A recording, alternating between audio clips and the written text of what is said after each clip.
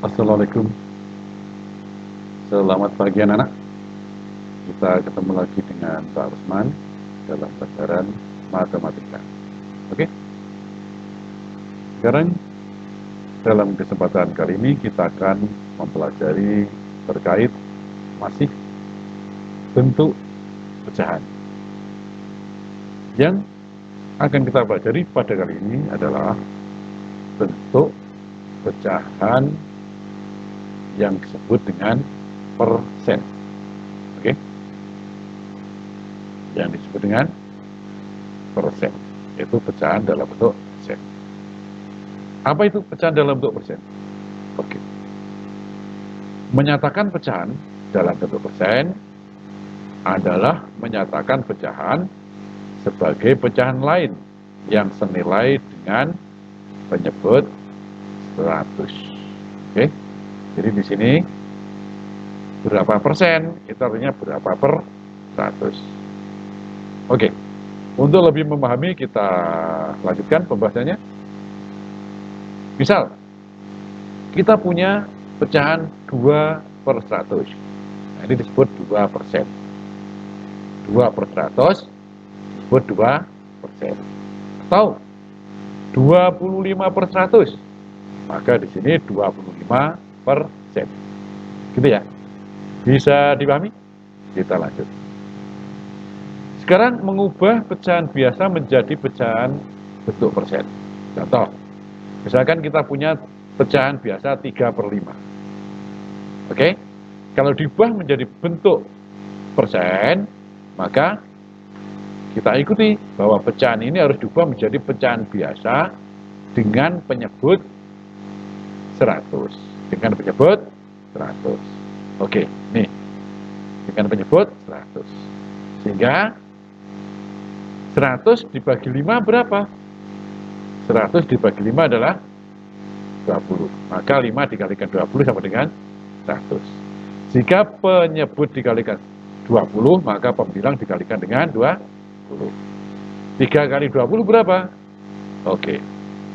3 kali 20 adalah 60. Sehingga di sini kita punya 60 per 100. Ditulis dalam bentuk persen, yaitu 60%. Bisa dimengerti ya? Lanjut. Contoh berikutnya adalah 3 per 4. Maka ini kita ubah juga. 4 menjadi 100. Oke? 100 dibagi 4 berapa? Sini, 25. Kalau penyebut dikalikan 25, maka pembilang dikalikan 25. 3 kali 25 berapa? 75. Sehingga 3 per 4, kalau ditulis dalam bentuk persen, didapat berapa? 75%. Bisa dimengerti? Oke, kita lanjut. Berikutnya adalah mengubah persen menjadi pecahan biasa. Misalkan kita punya 75%, ya kan? 75% artinya 75 per 100. Nah, setelah seperti ini kita sederhanakan. Kita ubah menjadi bentuk pecahan sederhana. Bagaimana caranya? Yaitu masing-masing dibagi dengan bilangan yang sama, yaitu faktor persekutuan terbesar. Oke, maka kita dapatkan 75 dibagi 25, 100 dibagi 25. Berapa hasilnya?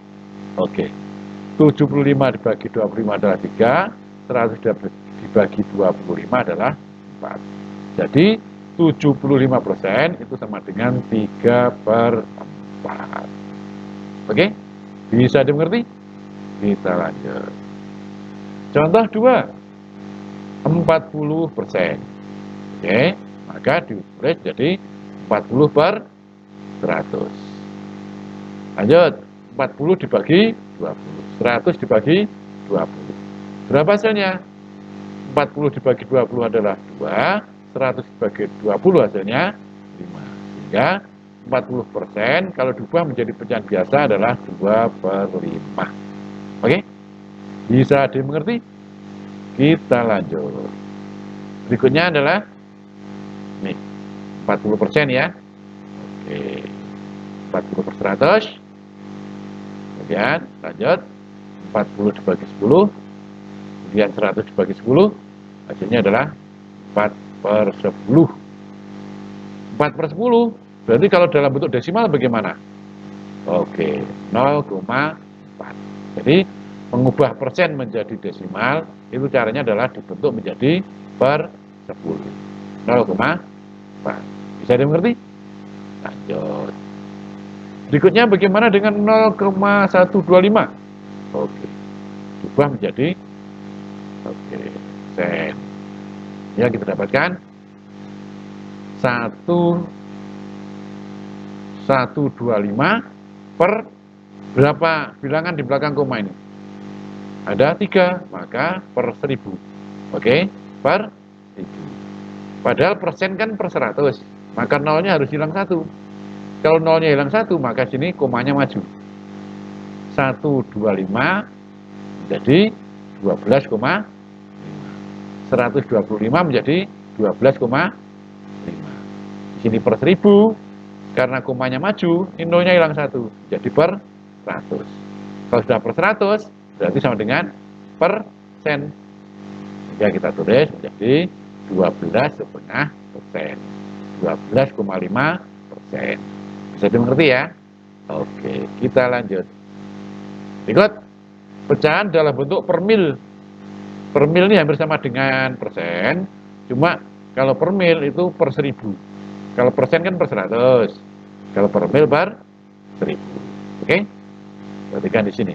Contoh, 3 per 8. Kalau dinyatakan dalam bentuk per mil, bagaimana? Nah, harus dijadikan per 1000. Per 1000. 1000 dibagi 8 berapa? Ini kita tulis. Oke? Maka 1000 dibagi 8 adalah 125. Karena penyebut kali 125, maka pembilang harus kali 125. 3 kali 125 berapa? Di sini hasilnya 375. Sehingga 3 per 8 kalau ditulis dalam bentuk per mil menjadi 375 per mil. Tulis seperti ini ya. Ambil seperti persen, cuma di sini nolnya ada 2. Kalau persen kan 0 garis miring 0. Kali ini enggak, 0 garis miring 0 0. Apa? Bacanya per mil. Artinya per 1000. Oke, lanjut. Nih, ini tolong diperhatikan contoh-contoh ya, cara mengubah pecahan biasa, persen menjadi biasa, kemudian per mil menjadi biasa. Nanti digunakan untuk mengerjakan soal-soal. Oke? Bisa dimengerti? Selanjutnya perhatikan di sini kita punya soal, tolong nanti dikerjakan. Mengubah menjadi persen, kemudian ke pecahan biasa, kemudian mengubah menjadi per mil. Oke? Bisa dimengerti? Oke. Sampai di sini. Mudah-mudahan kalian bisa mengerti dan mengerjakan soalnya. Terima kasih. Wassalamualaikum warahmatullahi wabarakatuh.